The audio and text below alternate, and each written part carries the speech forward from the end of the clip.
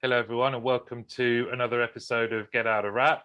Today, I'm joined by Marianne Withers, and Marianne is the CEO of the Verity Centre. Marianne, thanks very much for coming on today. No, thank you, Martin. It's an absolute pleasure. We've spoken about this for a while, and in the kind of arranging it, I've got to know you a bit more. I think you're very well known in the industry, and our paths have crossed in the past, but not to the extent that we have had a chat. And one of the things you said just before we hit record was just how good you're feeling and how energized you're feeling right now at the moment. Why is that? Because I'm being me. One thing that I found over the years is that people absolutely kind of love me for the special things that I could do.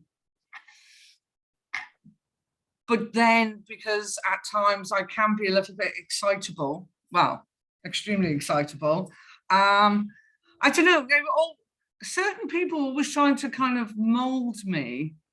And the problem is if you try and mold people into what you want them to be, then at times you actually take away that very special thing and character that actually makes the person vibrant and good at what they do. And sometimes I think it's a difficult one, because I think, you know, sometimes people want to change you. Actually, they're not right. It's because that's how they want you to be. And sometimes they want to dumb you down. And I was kind of brought up by my parents to be very thoughtful for everyone. You know, everyone's an individual and everyone's allowed to have a character. And I think that's how it should be. And you should take that character and build on it and make people kind of develop them to be really special, and kind of not try and hide them away and dumb them down at times. So what a great opening. I mean, in that sense, then what you're saying is this is really, you're now being free to be completely who you are, without feeling like you have to turn down certain aspects of that just to kind of fit in. How has that journey progressed, and what is it about where you are right now that allows you to do that? One is probably because I've got no one bossing me around. Well, on the other hand, Marilyn bosses me around, but that's totally fine, because she's my ops manager and she's absolutely wonderful. And she comes up with great ideas. I think it's just through the industry, as you kind of move through, there are some amazing and fantastic people that I've worked with. But there's also challenges that I think that as women we go through at times. As a little aside kind of thing, and someone's probably going to make a comment out of it, because I don't play golf, Yeah. There are just things that in the world today that everyone has challenges kind of with. And throughout my whole time of doing what I've done, some people have been fantastic, other people have been not so fantastic. And you also get people out there who, when you are doing special things and people pay attention to it, it's weird how other people get jealous of that. Yeah, well, that's a bugbear of mine, actually, that people can't, if you can't applaud other people's success, then the next thing you should do is just move on, rather than try and throw stones at people. It's a strange characteristic, isn't it? It's rather than working on yourself, you want to sort of bring down others. But I'm really interested in, so right now, for example, as a CEO of a up and coming, what would you class yourself as? Have I been rude there? Oh, you're not up and coming, are you? What? The Verity Centre, I mean, kind of it's kind of burst on the scene from external, from a certainly LinkedIn point of view, very vibrant, very different. It's great to see, hence me saying up and coming. But how long has it been? What's the journey been? How long has it actually been? It's kind of weird because it's not that long. If we take it from the incorporation date, that's the 1st of March, which weirdly is St. David's Day. I'm not sure how I did that being Welsh, but it got incorporated on the 1st of March. My non-executive director, the wonderful Darwin Jones, birthday is on the 1st of March as well. So that's amazing. But yeah, it happened quickly after I left YCL. So I kind of left on the 12th of February, and in my head, I was going to kind of do consultancy. And, you know, it was Humphrey Davis, and I have thanked him, sent me a message, and he basically kind of said to me, Marianne, what's your focus? I kind of went to bed that night going, what am I actually doing? So I set up YCL, and you know, it was boutique, it was under all the values or all the kind of culture that I wanted, and for 5 years it was absolutely great. And I kind of went, so I know you're nearly 57, but why don't you do it all again?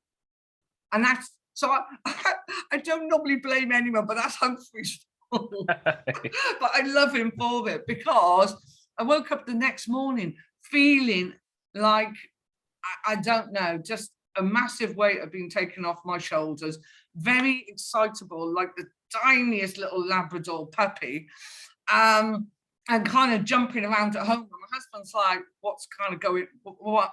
Yeah. And he went, oh my God, you're up to something again. And so I set up the Verity Centre, but I had a plan that was very specific, and it was about, I'm not going to be doing anything, and I'm not going to put anything in until around the end of September.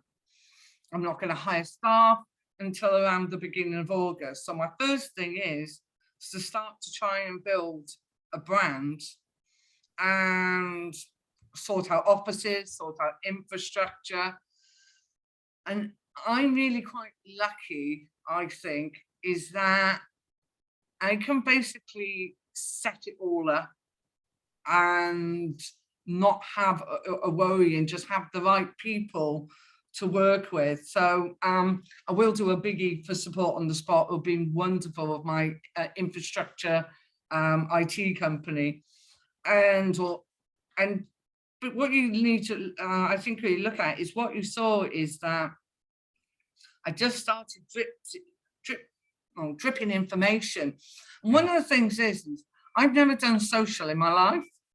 Well, I started using Facebook about 4 years ago because a marketing person said to me, Marianne, for God's sake, can you just start using Facebook?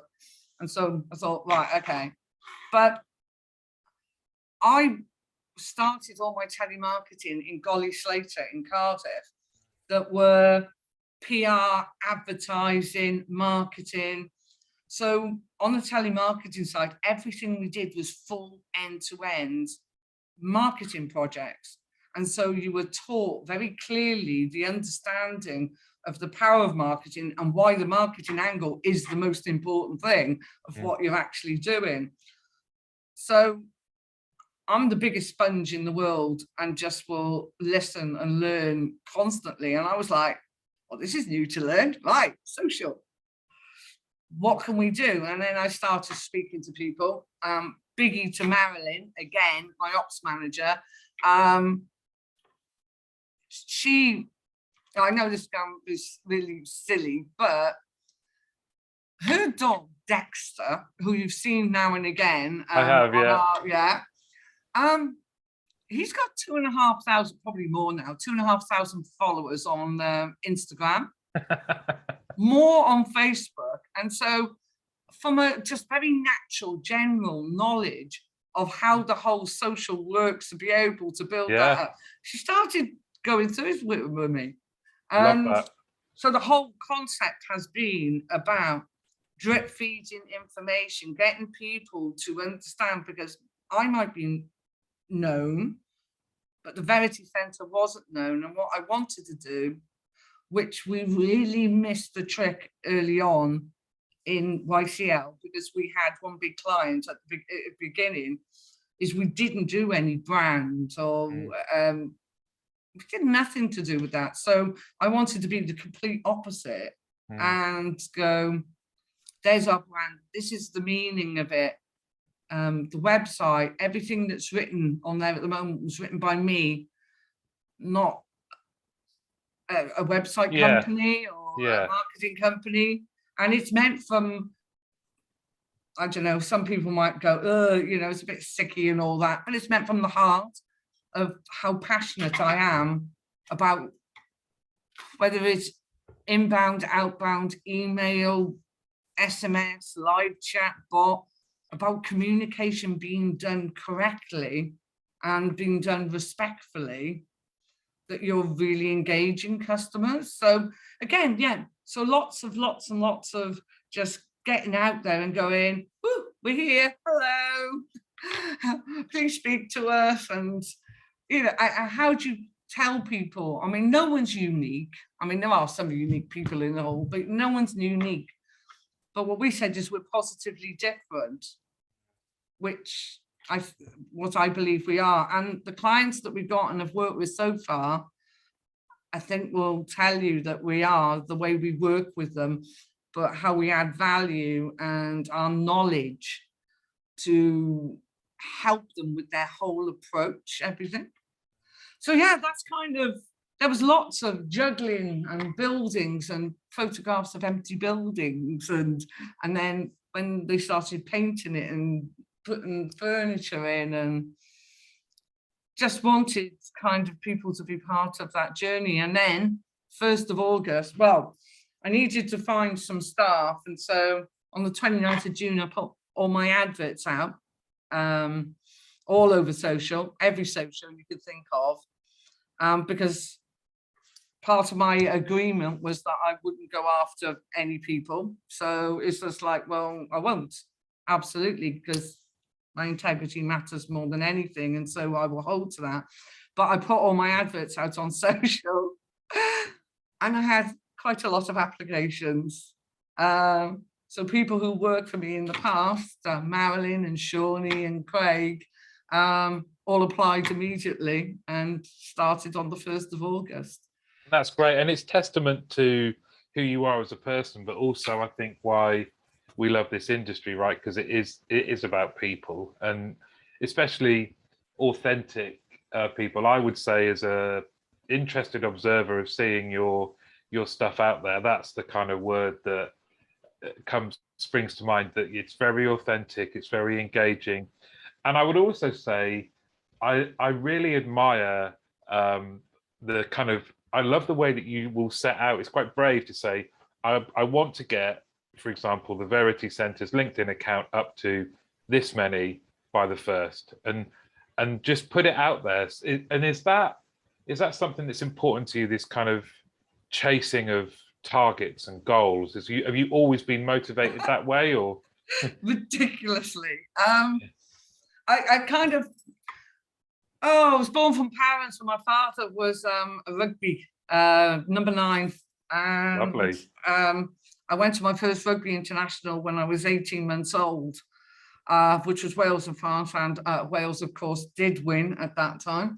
And my dad was a metallurgist chemist in the steelworks, and he wanted boys, and he had 2 girls.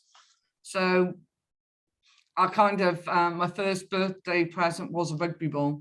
Yeah, brilliant. Yeah, second was a cricket bat, and the third was table football. So I kind of had no chance when I was kind of that small. But of course, I grew up on the fact of I played every sport you can think of. Yeah. I had every injury you could think of. Luckily, that all my injuries were in school. Otherwise, my mum and dad would have been done by the social because they just get calls after calls. Yeah, Marianne's in the gone to hospital again. It'd just be like, but yeah, it made me extremely competitive, down to, oh my God, when our daughter Orlando was young and I used to play games with her, I still would have to win. Yeah. And I'd just be like, look, I'm really sorry, but I am teaching you something in life. Yeah. So yeah, love watching sport, doing sport. I did contemporary dance and trained in the Sherman Theatre. Wow. You could have given me some tips then on the dance dancing group that I was in. I could have, but I in. think you were doing a bloody good job of it. Thank you. It looked wonderful. It's fun, isn't it? It's, do you know what? More power to my girls for what they do. I always thought they were brilliant, but then so our routine was only 2 minutes 15 seconds long, and we rehearsed once a week for an hour and a half for 13 weeks, and still I'm amazed how we did make a few errors, of course, on the night, but we performed twice. But I'm just amazed at how people can do that. Challenged me beyond belief, just for 1 2-minute routine. Some of the girls on average do about 4 or 5. I just don't know how they do it, and it's physically was very demanding. You know, even the warm up at the end of it, we're just all kind of dads in our 40s and a little bit younger, but we played football, so we thought, yeah, we'll breeze this. This will be fine. A bit complacent at the end of the warm up, and it wasn't even as bad a warm up as the girls do. I was gasping, and I thought, oh my God, we haven't even started yet.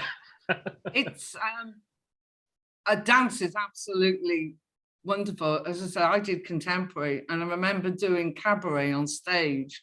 And if you've seen the film Cabaret, Yeah. there's a very special dance sequence with chairs, and oh my God, that is probably the hardest one that I ever did. And you know, it was like practicing about 100 times. So you just go home. When you get out of there, you're still all very and absolutely brilliant. And then you get home and just fall on the floor in pain. And yeah, no one said, it's really funny because, you know, sport is done supposedly to keep you fit and all these wonderful things. So I've had 2 cartilage operations. Oh, really? My left knee, yeah, and my right knee's buggered up as well. So it's wonderful, absolutely invigorated and gorgeous. But yeah, it's not really good for your knees and your ankles. I know, but you wouldn't change it, would you? I mean, I'm just a huge. I played football yesterday. I'm by far the oldest one out there, and Bev, my wife, said to me last night, because I was struggling to load the washing machine, like just everything was hurting, everything was creaking, not in the washing machine, in my body. And she said, "Oh, best you give football on Thursday a miss then." And I said, "No, I'll be all right." No. And she said, "You'll play with one leg, wouldn't you?" And I said, "Whilst I can, yeah, just, you know, you know what it's like. There's that freedom and the feeling you get from sport is just incomparable." Well, I rowed, after doing contemporary dance for a number of years, I decided to get into rowing. Wow, that's a tough sport. Oh, yeah, but one for making you feel free. It's absolutely brilliant. So this is when I worked for the council, and I used to go in early because we had flexi time. So I could leave early because I needed to be on the river at 5:30. And so 3 nights a week we did the river, 2 nights a week circuit training and basketball, and then a Sunday on the river as well. Wow. But I was the stroke of a 4-person team, and that's really cool because, again, my leadership skills were back then. I had to be the stroke, of course. Yeah. But get a scull and go out on your own. Oh my God, it's that feeling. And all you do is slightly feather your oars, and you're just skimming the top of the water. Is just amazing feeling. There's some threads going through this, isn't there? Just that kind of competitiveness, freedom. In terms of, you know, you now, CEO, running a successful business, but the challenges you faced, I absolutely could get that whole thing about if you're producing good results, people go, yeah, that's great, but we still want you to change this, change that, change this about yourself. And now you don't have to do that. But what lessons have you learned that you would want to share, especially, I guess, with young women, about kind of getting to your position? Because unfortunately, they do have it tougher, don't they? Yeah, yes, they do. And you know, I have over the years actually been the one who is supported blokes a lot of times, and you know, I've kind of stood up for them through difficulties when you know you had kind of things that's on press and all that, and I kind of go, don't tar them all with the same Yeah. brush, you know, because there's a massive thing at the moment that young girls are really quite scared of, like white 56-year-old English blokes. And you know, it's because of the way they think, they look at them, the way they treat. And you know, I've had many conversations with my daughter about it, because I said, weirdly, my husband is a 50-year-old white. Yeah. And you know, you kind of look at it and go, they're not all like it. And so over the years, I've always supported massively, and seen, you know, the way the market has grown and changed from, you know, the 70s to the 80s to 90s. However, there are quite a lot of blokes still out there that I want to go, it's 2022. Yeah. And it's, the whole kind of equality thing is exactly the same. I'm kind of not putting women over, you know, the whole diversity thing at all, because I think it's that whole thing that needs to look at. And the difficulty is, I think that people are not sure, and they're not sure whether actually people are being real about it or not. Yeah. I know my daughter, who's what, 25, and she gets, I mean, she's very pretty. And it's not just me saying that. Over the years, I've had a lot of people tell me she's very pretty, which has always petrified me, because I'm just like, can you not look at my daughter like that? But she gets concerned when she walks down the road because of comments made and that type of thing. And you really think that it should change. So I think women do have it difficult. I think there are some amazing men out there who are very, very supportive. But I think there is still, from a certain segment, quite a hierarchical culture there still. And that at times women should know their place. And that's sad. It is very, and I think something you said earlier really resonated with me, which is when women display certain behaviors and characteristics, they get labeled differently than when men are displaying them, especially just in a business sense. You know, so if you're outgoing and gregarious and very competitive, I imagine you receive different labels and were perceived differently from a man who had exactly the same characteristics. It's strange that sometimes the behaviors that men want to see in leaders in other men, they find uncomfortable when they see it in women. And for me, that just seems like insanity. I just don't get it. No, and I think it's to do with his strength and kind of control. And the thing is that, you know, from my side of it, the only thing that I've ever wanted is to get things completely right for other people, help develop people. And for my leadership, is to do with mentoring and seeing everyone else really shine. I mean, you know, one of the things I've put out on LinkedIn quite a lot, my team inspire me to be better. And they do, they get me thinking. They always have done. One of them, Shawnee, I've worked with since, oh my God, if I say over 20 years, so this is the third company, it makes us sound that we are definitely all getting old.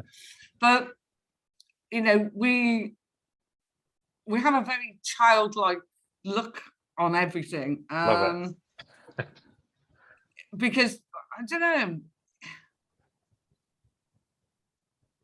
life can be tough for a lot of people, and what you want to do is make the best for everyone. And if you can help them, especially in a work environment, to have an absolutely great environment, sometimes for people, escape to work is actually an amazing thing, because you know, people do have challenges outside.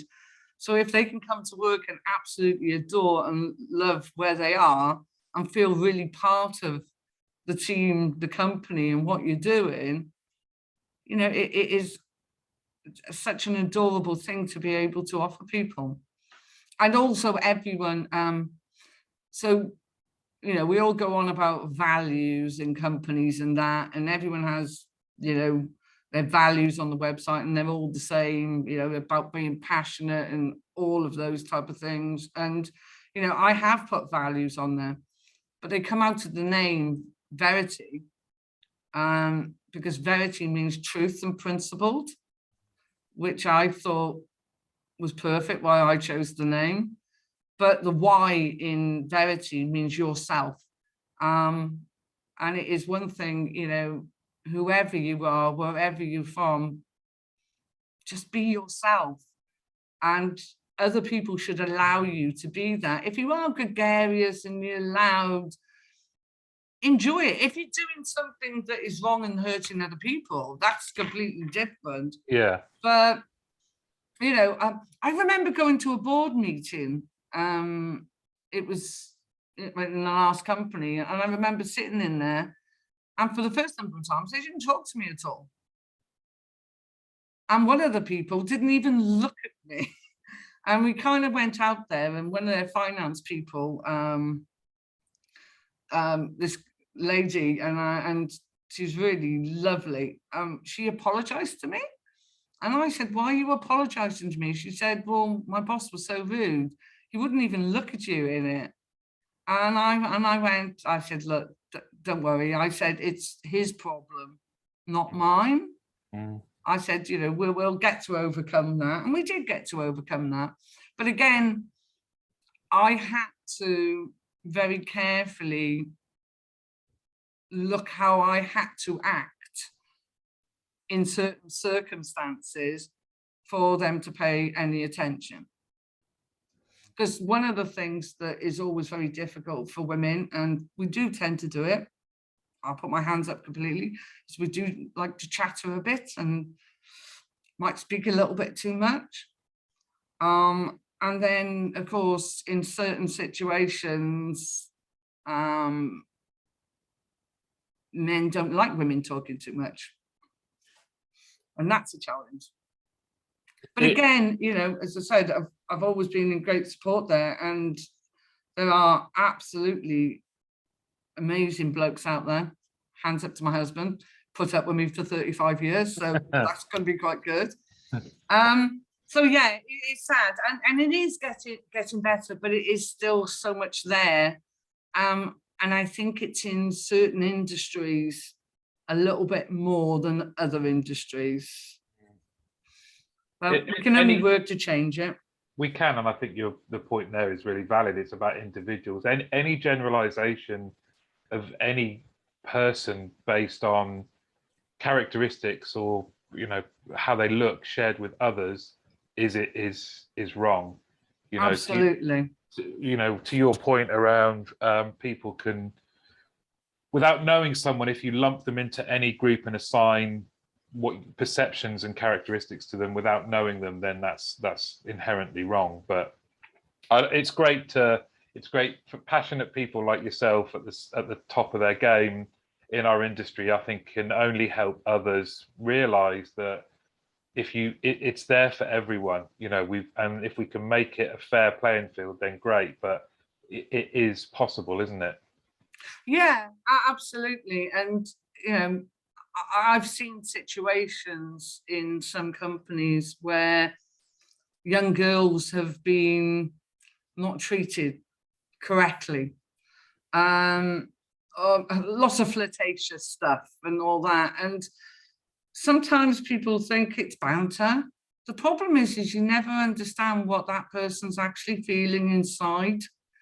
And, you know, you have to be really kind of careful, you know, and then sometimes situations get a little bit, I don't know, going down the wrong way, and people are very silly how they act at times. And, you know, you have to understand it. You know, a 20-year-old or 21-year-old girl,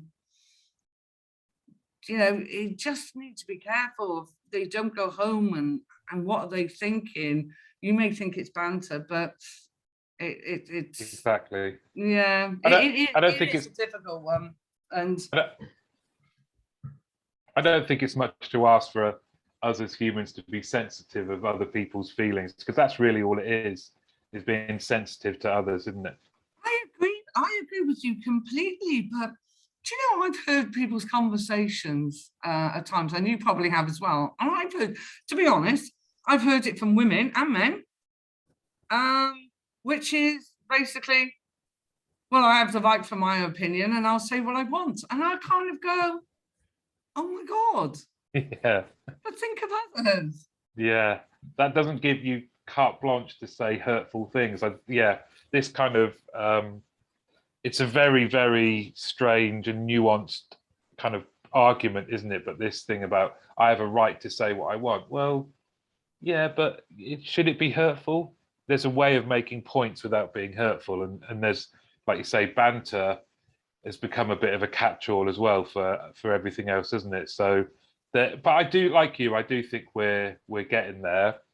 I just want to talk about now, really, what's exciting you about the market at the moment, the industry. Yeah, I can see the Verity Centre doing a lot of work around Outbound and things like that.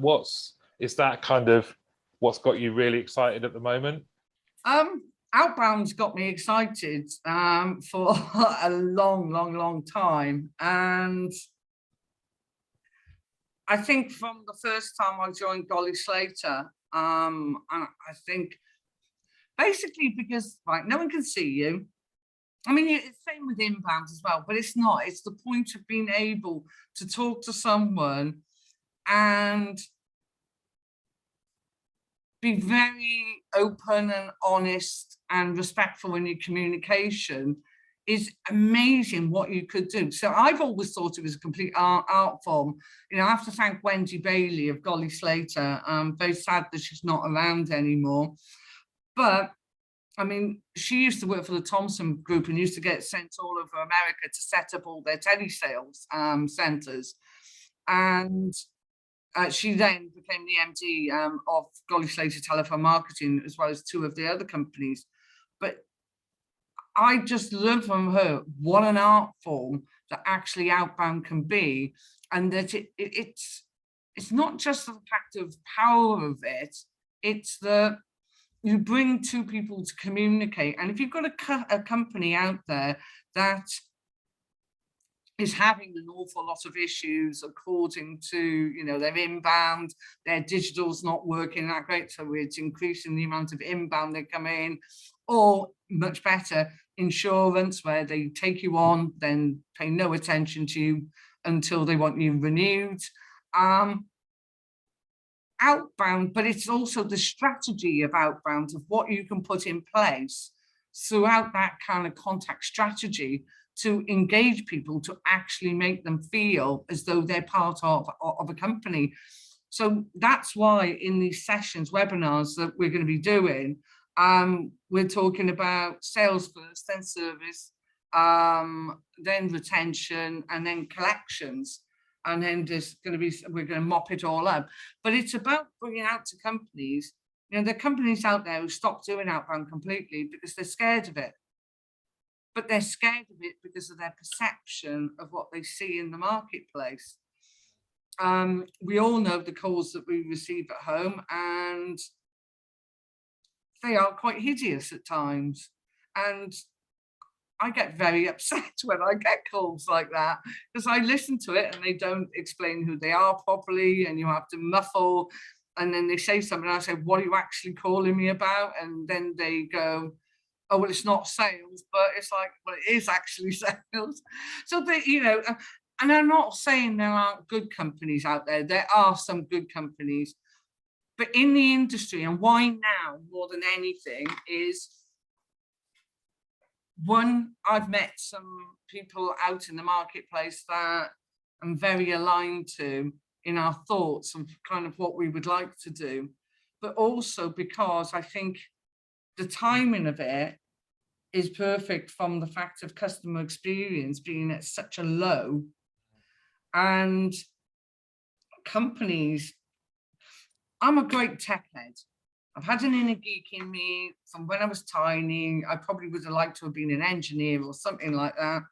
So I believe in the tech element, absolutely. And a certain percentage should be bots, email you go through the whole linear thing down to the fact of, you know, so you have a small amount who can do more specialist in and outgoing calls. But the difficulty is that companies are losing out massively, either because they're not doing it at all, or when they are doing it, they're doing it not that well.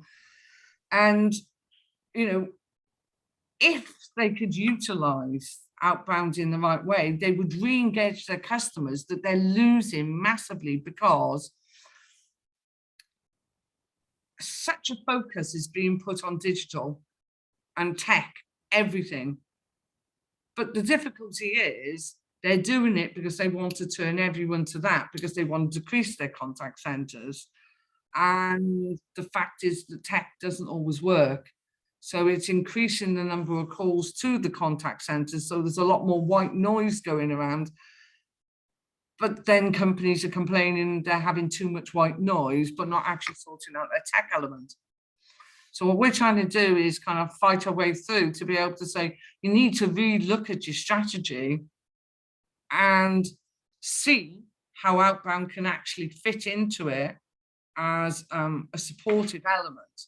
I took an insurance company and re-looked at completely their contact strategy and brought in a lot more outbound from the new business to the retention element, but the retention throughout the whole journey. And we increased revenue by 15%. Yeah, that's great.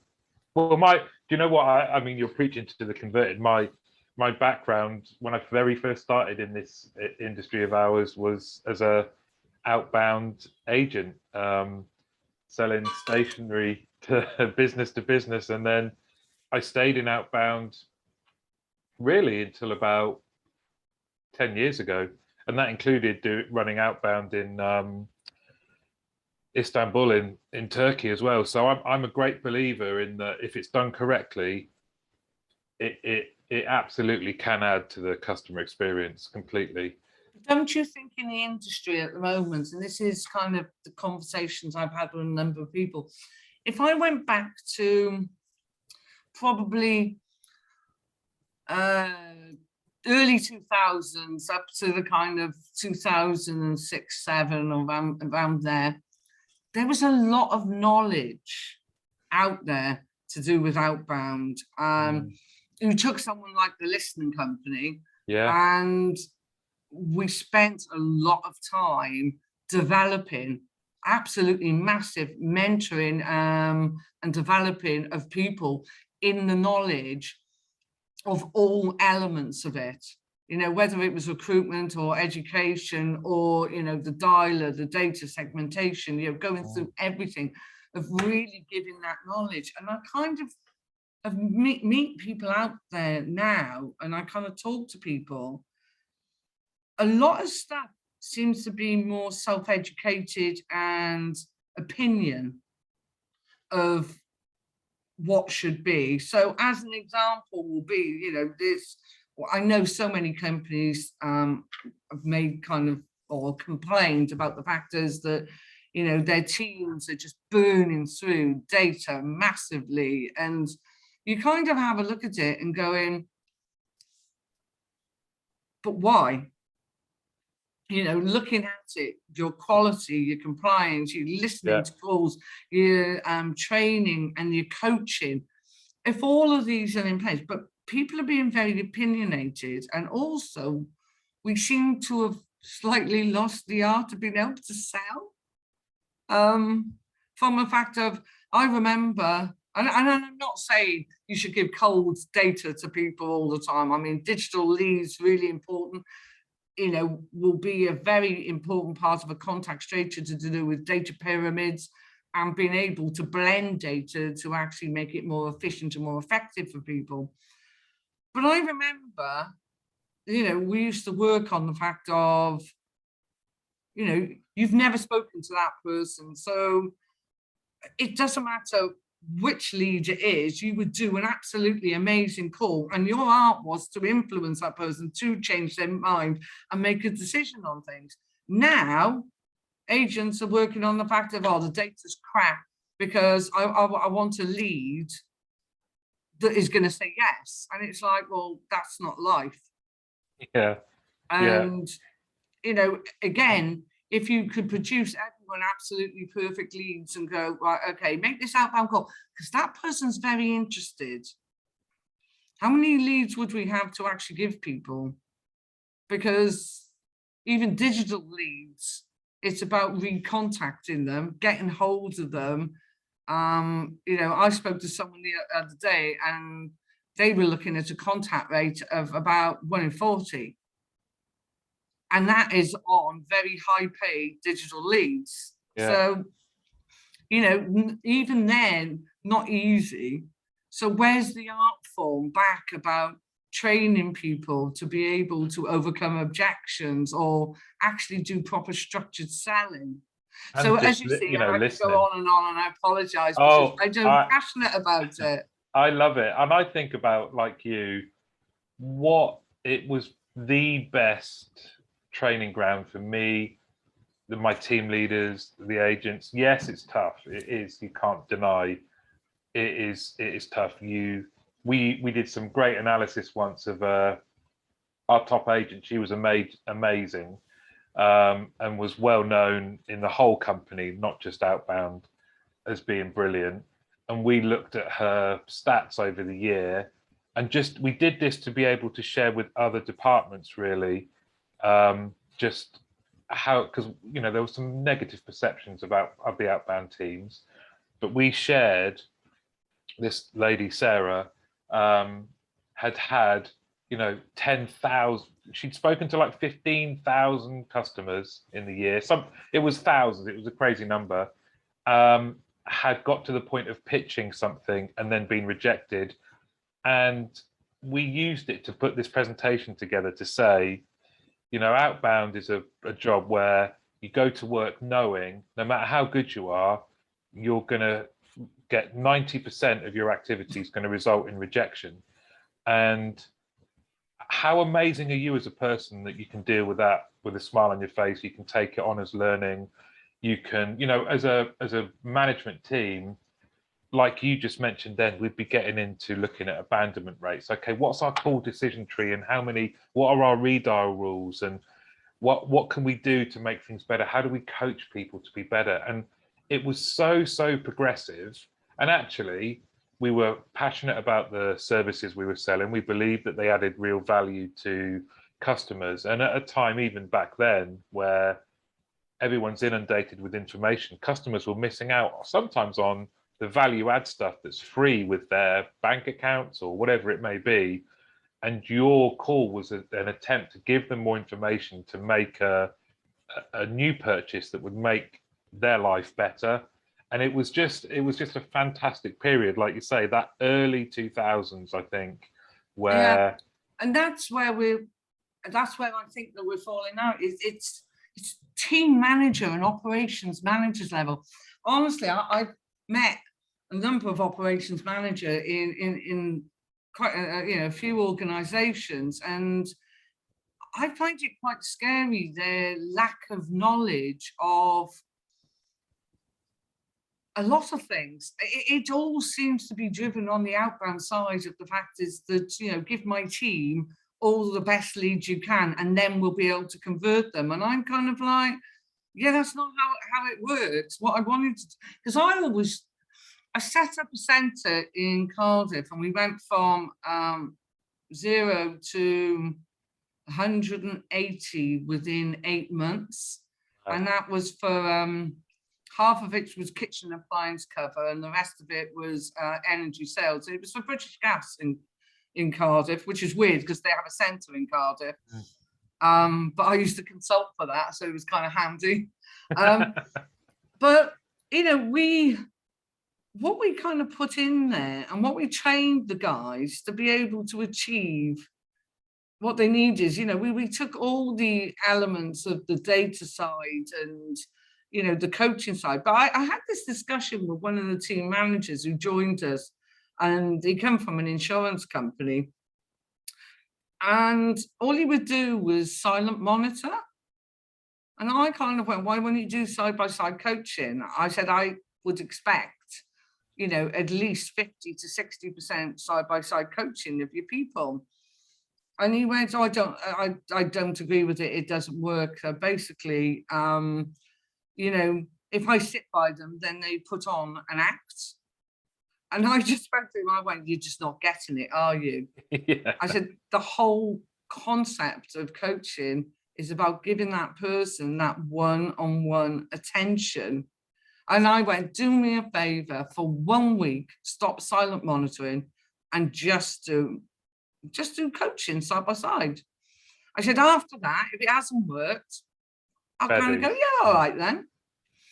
So after a week, he asked to see me, because I was a contractor consultant there, and he kind of went to me and went, can I take you out for a pint?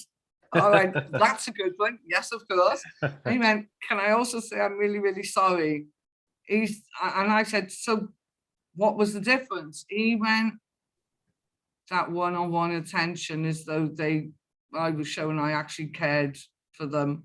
And I kind of went, now you're getting it. There you go. Love it. But that's it again, this is the point, is it all seems to be a little bit too opinionated on getting sales on a board, not the underlying thing that I always learned, which is you want them as a customer in a year's time, 2 years' time, 3 years' time. I wrote I built a model for Swiss Re, because they were wanting to test a kind of all little different outbound campaigns. And when you actually build a financial model to do with insurance, oh my God, I should have set up an insurance company, because how much money you make after 5 years, but how much money you make after 10 years. And that is the part, when you're educating people to do with outbound, you need to be taking them through the whole marketing approach, and why someone being with a company for 5 years as a customer compared to a year, how much difference does it actually make? So I'm kind of going in and playing an awful lot on this, stop calling it training, educate your people. Yeah. And what better place to do it than Outbound? It worked for me and for a lot of other people. There was so many lessons learned, and great practices that you could. We used to have a thing around. We did Outbound for a lot of store cards. So it was banks that had retail cards, so different shops. And our teams, we would say we had quite a few, like data haters, we called them. Which was a data hater always put it down to the data as to why they weren't performing. Yeah. What was interesting, and it was just a very quick exercise we did across this floor of like 200 agents, different teams had different brands that they were absolutely convinced just couldn't perform. So when the lead popped onto their screen, the first field they would look at was the store name, and then that determined how they did the call. It really did. We could listen to it and we could hear them, and all we did was just kind of show them some analysis, show them the numbers, and actually got the teams to talk to each other. So one team said, oh, I'll use Woolworths, I absolutely hate Woolworths. And another one, we were like, oh, we love Woolworths, we hate Blockbusters. And we're like, oh no, we hate Blockbusters, we love, and it was, right, here's the numbers, guys. And the differences between the conversion rates were negligible. There was nothing. And it was all about perception. And what we spoke to them about was that kind of being able to deliver your best at every opportunity, regardless of self-fulfilling prophecies around, oh, I don't convert these because it's a store, or it's where they live in the UK, or their age, or something like that. Yeah. And it's all a nonsense. It really is. But just that exercise alone stuck with me, just around helping people, coaching them to put all of those kind of fears aside and deliver your best, regardless of going, oh, well, and go back to sport, right? It would be, I coach a girls' football team now. One of the things we'll say is it doesn't matter who the opposition are. We just try and banish those kind of comments that people make about, oh, we won't beat these. Why not? That kind of, before we've even started, or before you've even conducted your outbound call, why are you limiting yourself straight away? Oh, I'll never convert these. But it's perception, isn't it? And yeah. To be honest, it's probably people's biggest downfall is to have perception. When I never thought anything when I went in a call. It was just right. It's another one. And the thing is, I used to play games with the fact of how I could get around. And I always remember, because my favorite one, I spoke to a financial director. He was very angry that his PA had let me through. And he did comment at the end. He went, "We must have been good to get through there." But I kind of talked to him, and he first ranted at me and said, "This is such an awful thing that's been brought in from America." So you can see it was quite a while ago. And I just kind of listened to him, and I let him rant.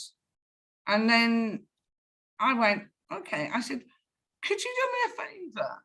And he kind of went, well, what's that? I went, "If I could give you something that would be very valuable and financially effective for your company, and that would make you look really good in your CEO's eyes, you'd be interested, wouldn't you?" And he went, "Well, yeah, of course I would be." I went, "So let me talk to you." Yeah. And yeah, I made the appointment. And at the end, he just Awesome. said to me,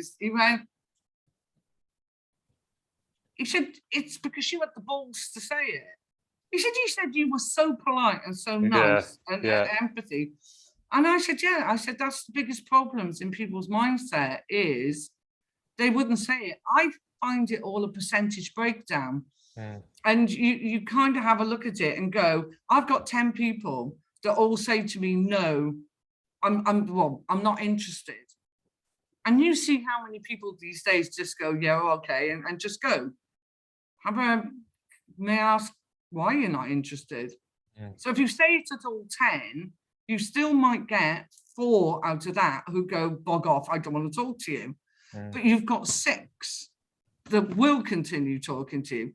So it is all a percentage breakdown according to what you say. And I always used to laugh. I used to say, if I said it with the right tone and inflection, if I went blah, blah, blah, blah, blah, blah, so you'd like to go ahead with that, I probably could get someone to do it.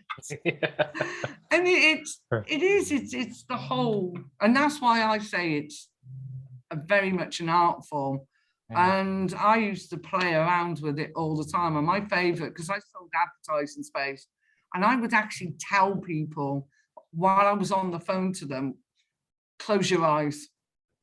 And then they go kind of, "Well, but I'm on the phone to you." And I went, "No, it's not the point. Just bear with me, work with me on this one. Close your eyes." And then I'd just be like, so I'm envisaging probably for a credit card size advert. Your logo got looking good in the top left-hand corner, and they go, "Oh, no, top right." It's like, front sale. Done. Yeah, I love that. It is. And this is what I want taught again, is the real art form of being able to have that communication and being able to influence a decision and take someone down a journey. Yeah, have some fun with it as well, isn't it? Yeah. Oh my God. How many times did you? I used to love doing this with the teams, of getting them to drop words into. Yeah. All kinds of different bingo games we'd do. So you'd have to get What one was of your them. favourite words that you used to get people to say?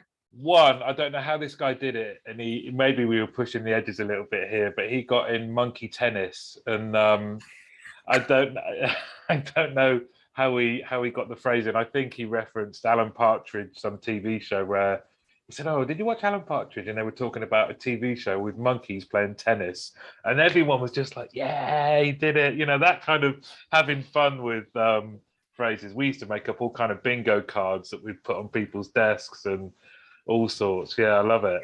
My favourite one was, I mean, you could do it, but pterodactyl. It's like, chuck that in, or a Tyrannosaurus Rex. They go, well, we could say the word T-Rex. No, you've got to say the whole thing. Yeah, that's brilliant. But hey, it was, what you call it? It was great fun. Yeah. And it seems to be in places that I've seen that it's become a chore.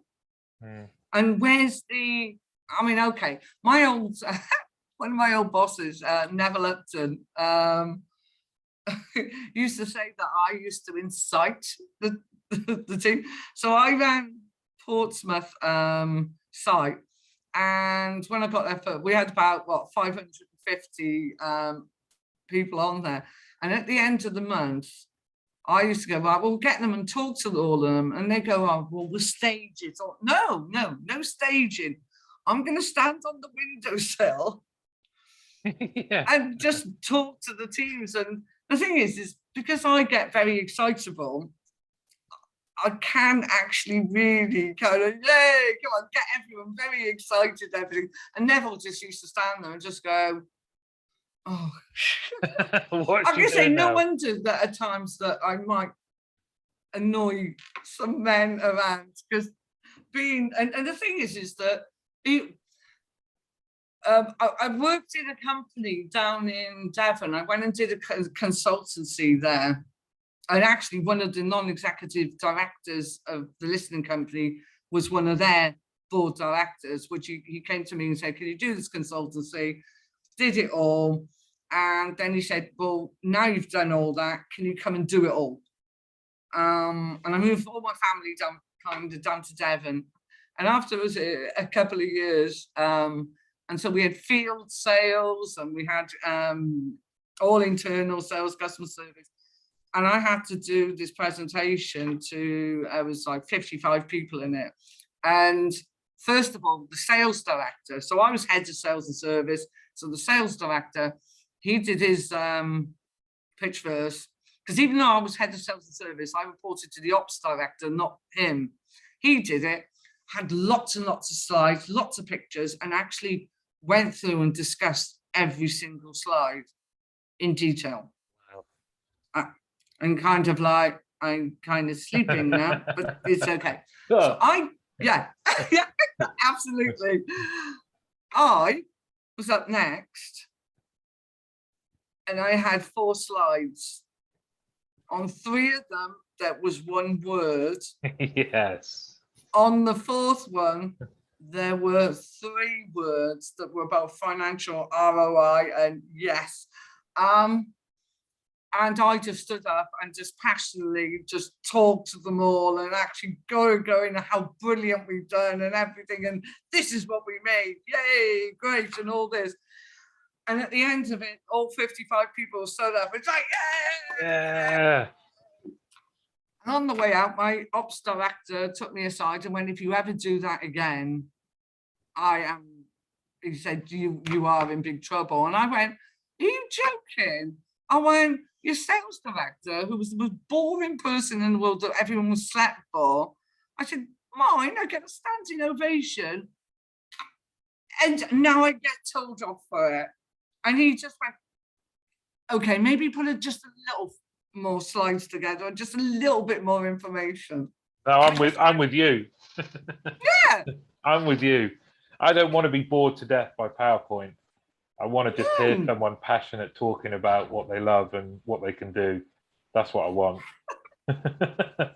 Well, Marianne, this has been awesome.